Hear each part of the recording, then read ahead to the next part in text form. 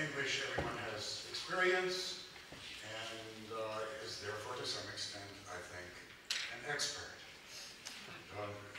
Today, in our societies, in the Western liberal democracies, we are in process of constructing a gender-neutral society, a society in which sex is not an issue. In this society, sex does not decide, or in the best case, does not affect your duties, your rights, your place. This is a society of choice, in which the old sex roles no longer exist. Manliness is still around. We still find it attractive. What do we like about manliness?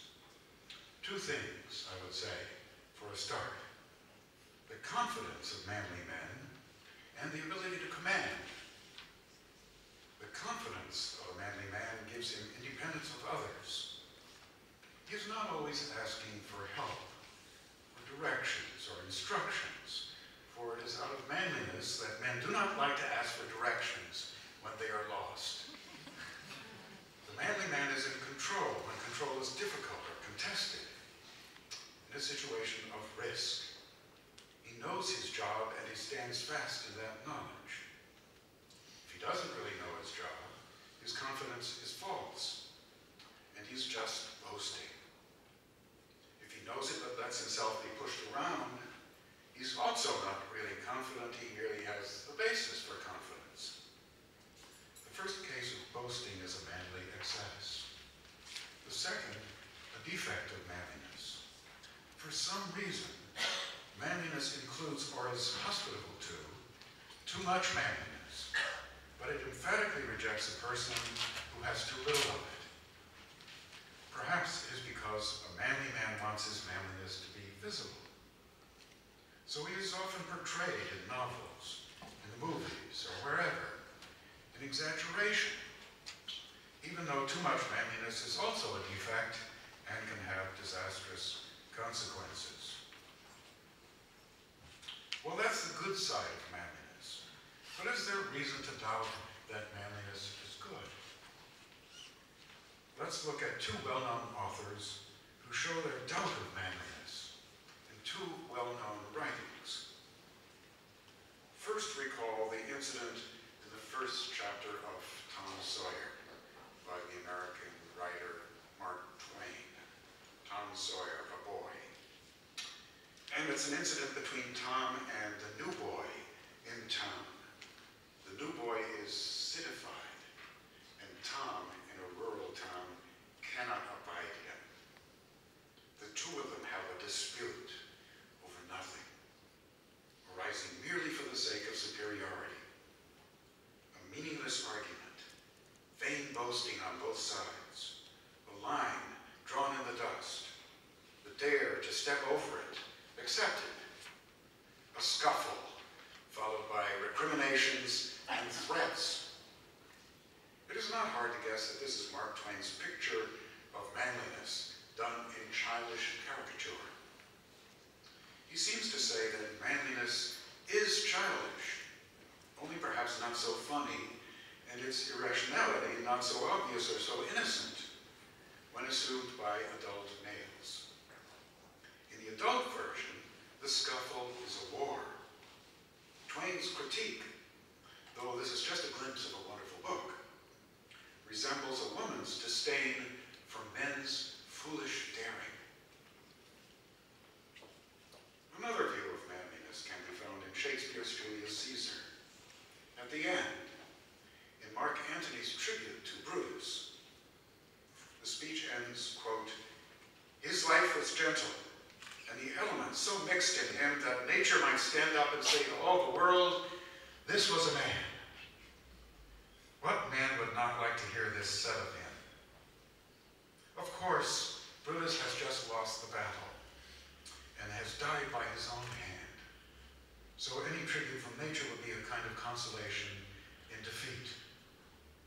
Indeed, we perhaps especially reserve tributes to manliness for noble losers. Nothing more substantial is left to them. But we human beings have to make the tributes. unfortunately, does not stand up and speak for itself, as Antony seems to wish. Antony, a man, has to speak up for a man and say how perfect he was. Actually, of course, it's Shakespeare. Shakespeare speaking through Antony, who speaks for nature. Poets must assert the dignity and excellence of man against nature, because nature on its own preserves no memory of the finest human beings. It is only through Shakespeare and other poets, aided by historians, that we know of Brutus. Only through Homer that we know of Achilles. Manly men like Antony have a tendency to believe that manliness speaks for itself, as if manliness were a natural perfection that all can recognize implicitly, that nature makes perfectly obvious. In Shakespeare's view, again, nothing but a glimpse of one speech, manliness looks better than it does in the scene from Tom Sawyer, since it serves the function of defending us against tyrants like Julius Caesar. It is not merely foolish. But manly men tend to exaggerate the naturalness of their behavior, and they forget the need for poets who were not men of action. Manliness is biased in favor of action. That is a severe criticism when you think about it. One could even say that thinking is by itself a challenge to the superiority of manliness. Look for a moment at the political meaning of manliness. Manliness is an individual quality that causes a human being to come forth, stand up for something, and make an issue of it. It is a quality held by private persons that calls them into public, hence into politics. In the past, such persons have been predominantly, though not exclusively, males. And it is, of course, no accident that those who possess a quality that propels them into politics end up as the rulers. Once in politics, they do not modestly depart after the occasion of their entry has passed, but starts out as protest against some injustice, easily crosses over into assertion on behalf of a cause, and then into defense of those now ruling, hence having succeeded in their protest. Manliness seems to be a mixture of defensiveness and aggression. The manly types defend their turf, as we've been taught to say by the sociobiologists. They rightly connect manliness to the behavior of other animals. Mammals, who first create their own turf, marking out its boundaries with any convenient means, and then defend it. Tom Sawyer very decently drew a line in the dust with his bare toe. The analogy to animals obviously suggests something animal in manliness, which in turn suggests other things. What is animal in human beings may be functional, but it is not rational, or not fully rational. And if it is part of our biological nature, it is also deeply ingrained. But of course, manliness is specifically human as well. Manly men defend not their turf, but their country, which stands for something. Manliness is best shown in war, the defense of one's country at its most difficult and dangerous. In Greek, the word for manliness, andreia, is also the word for courage. Aristotle says that courage is best shown in battle. The issue raised over women in the military today concerns the sovereign claim of manliness as the title to rule. For if women can fight as well as men, why can they not govern as well, and as deservedly? Here is the line of thinking that makes war or conflict central to politics, and manliness the inspiration of both. It has behind it the evidence not only of males ruling over all societies at almost all times, but also of male preponderance in crime and the prison population. For good and for ill, males, apparently impelled by their manliness, we know of. Is there something inevitable about this nomination? Or is it merely experience up to now, from which we are free to depart? What is the future of patriarchy?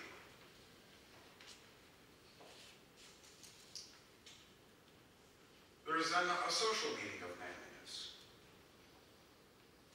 We may begin from sexual man, a private aspect of manliness that implies the social.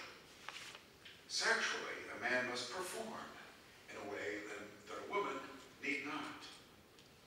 The performance is, of course, more a matter of desire than choice, but there is something theatrical about male sex that easily reminds us of showing off. Whereas brute animals show off for the purpose of display, which has a biological function, human animals show off in the more metaphorical sense of making a drama of yourself. I have already mentioned the use that poets make of manly men, and the criticism with which philosophers respond. This duel between poetry and philosophy is featured in Plato's Republic, which could be described as a debate on the value of manliness. To make a drama of yourself is to make a federal case of your private troubles, to invest them with universal or cosmic significance, as did Achilles when Agamemnon, his ruler, stole his girlfriend.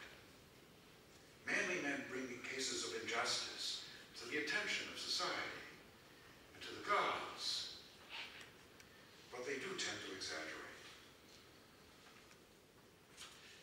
Another social aspect of manliness is his attitude toward women. Here, the main feminist criticism of manliness enters. Is male chauvinism necessary to manliness? It certainly seems that manly men have had the habit of distinguishing themselves from the unmanly, whom they frequently call effeminate. They do not simply let others make the distinction, but seem to feel the need to insist on it themselves. Theodore Roosevelt, the American president, never praised manly deeds, which he did all the time, without also scorning weaklings and mollycoddles who shirk them. Now, is this habit necessary to manliness, or can it be dispensed with as obsolete and unworthy? Is it possible to remove the exclusivity of manliness that the feminists indict and still get the same oomph? The energy of manliness seems to go with its eagerness to pass judgment, adverse judgment, on others. So if manliness is made sexless, so too must chauvinism. That brings us to sex roles, the feature of all previous societies that the gender-neutral society finds most objectionable. Even more than patriarchy, the rule of man, the belief that nature has defined different roles, social roles for men and for women, is now found insulting to women. The belief has now largely been abandoned in favor of the new notion of choice. Choice, in a new expanded sense, applies not only to the decision to have an abortion, but also to the range of choices that men used to have. A woman today has the choice of every occupation that used to be reserved for men, plus women's roles. The latter are now transformed because women choose them rather than being condemned to them.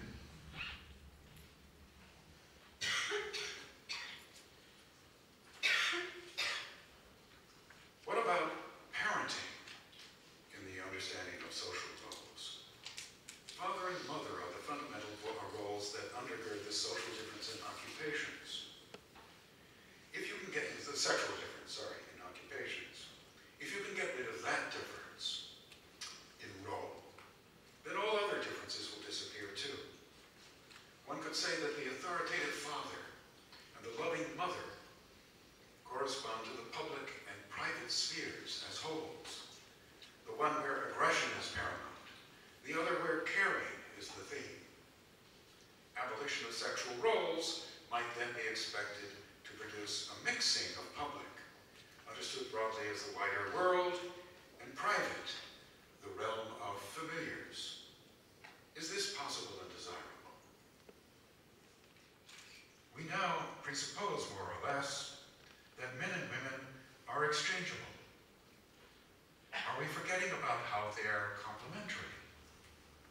According to the gender-neutral society, any traditional notion that the sexes complement each other serves merely to justify the inferiority of women. Complementarity, if it really takes place, is a kind of equality in which each sex is superior in its place. But when you are sure that the overall superiority has been men's, and that women have been the second sex, then to have equality, you must go for the interchangeability of the sexes. Yet, there seems to be some truth in the complementarity, say, of aggression and caring, in hard and soft temperaments. Of course, there are hard women and soft men. But the idea of choice must depend on there being no natural preponderance of one quality or the other in men and women. Manliness is a word not much heard these days, but stereotype is a word at large in our speech. Manliness, in fact, is not much heard because it is considered to be a traditional stereotype, a construction of folklore or alleged common sense. What is the manliness stereotype? The definition of manliness I've given, confidence in the face of risk, is composed of a number of ingredients. These are qualities thought to belong to men. Some apply to all men, others only to certain men, manly men. All are thought to be more or less characteristic of men, not equally true of every man. These qualities, ingredients of manliness, make manliness specifically male. Without them, confidence could as well be womanly. And there is a womanly confidence. These qualities are, however, typically contrasted to womanly qualities, so that stereotypes come in pairs.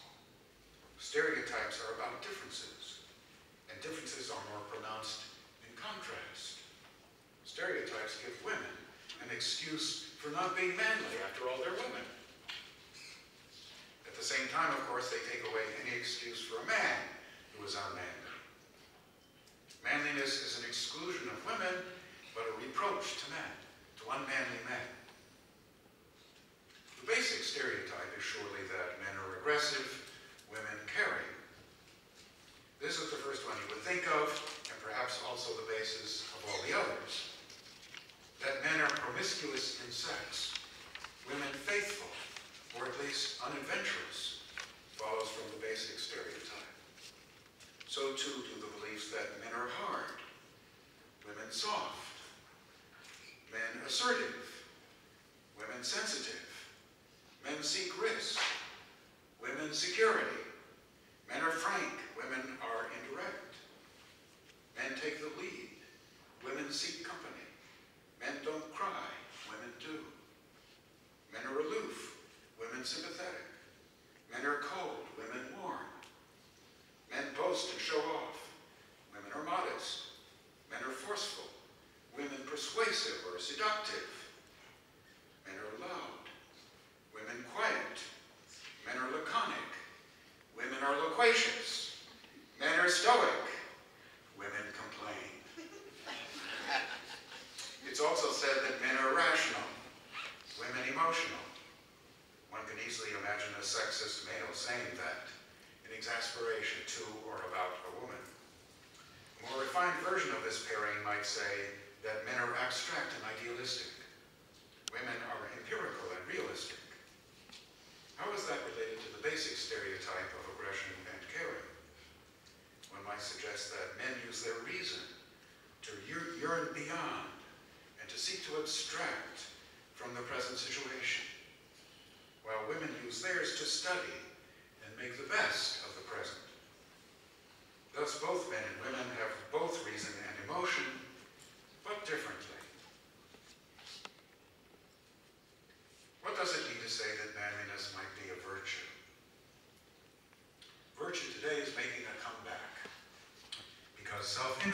itself does not seem to be an adequate motive, and because abstract principle, the opposite of self-interest, seems too vague and lofty. Virtue is somewhere between these rather dull extremes.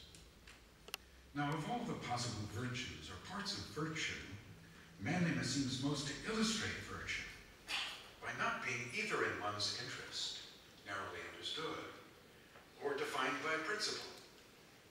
The question of manly virtue lies before us whether we want to study manliness or virtue. What is the meaning of virtue? If we speak of manly virtue, it is clear that virtue means more than a woman's chastity, to which it is sometimes reduced today. But from that shriveled meaning, we can infer that virtue belongs to something, like a woman or a man or a human being. Virtue being the virtue of something, that something needs to be defined. The definition is its nature, what it is when it is complete and perfect. That is why speaking of virtue is often called perfectionism. A man's virtue is what the best man does. His perfection is the standard or the guide for his virtue. Since human beings do not have instincts enabling and compelling them to be perfect, like the perfect jackass, virtue is reasoned, reflective, deliberate, rather than spontaneous. Even when virtue is a habit, as Aristotle said of moral virtue, it needs the help of reason to gain control and to defend itself. In regard to human beings as opposed to other animals, what is natural is not what occurs instinctively or spontaneously. Yet, since the 18th century, natural has been taken to mean spontaneous, as in the system of natural liberty that was Adam Smith's term for the free market, in which order results from everyone's acting on his own spontaneously. So today, in the evolutionary or sociobiological view of manliness, nature operates with its own laws, spontaneously, without regard or need for human reflection and direction. Spontaneous nature works for human beings in typically modern fashion through self-interest, a conceptual counterpart to animal instinct. Adam Smith can sit back and reflect that free spontaneity in markets is better than abusive interference with them. But the buyers and sellers he surveys do not need to think as he does. They merely follow the self-interest with which they are equipped by nature. But if this picture is too simple, because it neglects the higher part of human nature. If Adam Smith can think, why can't those whom he surveys do the same thing? It appears that Adam Smith wants others to think as he does, or else deliberately not think. He doesn't want thinking that leads to disagreement. He wants to simplify human nature by repressing the reasoning element, except for his own reasoning in favor of repressing reason. The Darwinian theory of evolution is another version of the same scheme of spontaneous nature, in which you have only to substitute the self-interested behavior of genes for the action of the market. We need to move beyond the simplistic views that human nature does not exist, or that it does exist and is easy to discern. Human nature is complicated by its higher part, for by its very name, a higher part implies a hierarchy. Let us propose that humans have a soul that rules the body, and within the soul some parts that derive from the body and some that do not. We do not have a simple self that emanates from the body, as in the notion of self-interest. Since the higher part rules the lower passions and appetites, it does not ignore, eliminate, or repress them, but controls them. The higher part is not pure principle, for precisely when ruling, reason is affected by the character of what it rules. Moderate ambition is still ambition for oneself, for example. The lower passions and appetites are, to be sure, spontaneous to some extent, but they can be controlled control them is more natural than to set them free. A human being is most natural when at his best, in a hierarchy in which the higher rules the lower. Thus, human nature is both spontaneous and reflective. To be reflective in the truest sense is to reflect well, which few can manage. But all human beings can and do reflect with such partial success as gives them a direction, a penchant, a bias, or character, which belongs to them, however flawed or inconsistent. Because human nature is complicated, the notion of spontaneity becomes questionable. Anyone who watches women athletes on television, for example, becomes aware that they never spit expressively, as male athletes always do, to prime themselves and to punctuate an effective move. Since men in other occupations do not spit in such situations, I know professors don't, although I sometimes wonder why not. I make a good point, why can't you give it emphasis? The practice seems to be a bad habit of male athletes, neither spontaneous nor thought out. Yet is there not something natural in the fact that male athletes spit more than women athletes? Men find it easier to fall into this bad habit. Hence it is natural in the sense of spontaneous as well as learned. And gratuitous spitting is unnatural in the sense of not befitting the dignity of a perfectly virtuous human being. Virtue attaches to a being, a human being, as to what is best, and also as to what is usual in him. The meaning of virtue is to live according to nature, but it is not very clear what that is. We have to think about how to guide our lives, and most of us make mistakes.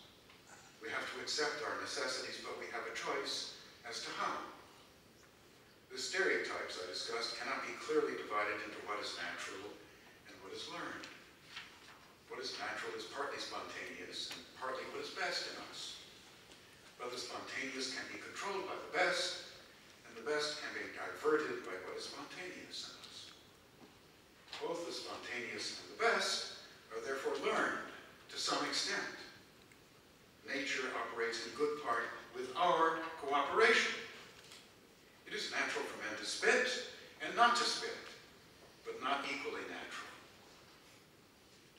Perhaps manliness is capable of being abstracted from males and refashioned into something sexually neutral, such as strength of soul.